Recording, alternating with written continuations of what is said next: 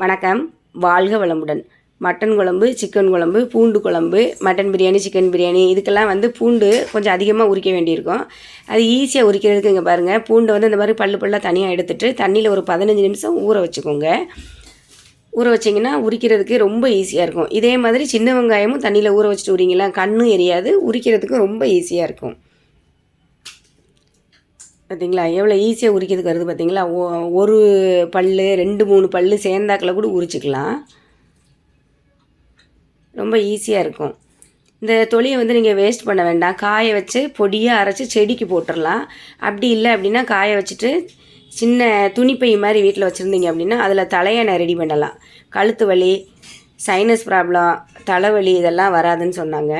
ஈரோட்டில் ஒரு சில இடத்துல பார்த்திங்கன்னா இந்த மாதிரி பூண்டு தொலியை கலெக்ட் பண்ணி தலையணையாக ரெடி பண்ணி விற்கிறாங்க. இது பார்த்திங்களா, தொலியை நல்லா காய வச்சுட்டேன். இது இந்த மாதிரி ஒரு துணி பையில் போட்டு தலையணை மாதிரி ரெடி பண்ணிக்கிறேன். இது வச்சோம்னா கழுத்து வலியெல்லாம் வராது அப்படின்னு சொன்னாங்க. அதனால் தொலியை வேஸ்ட் பண்ணாமல் இந்த மாதிரி வச்சுருக்கிறேன். இதே மாதிரி நீங்களும் யூஸ் பண்ணுங்கள்.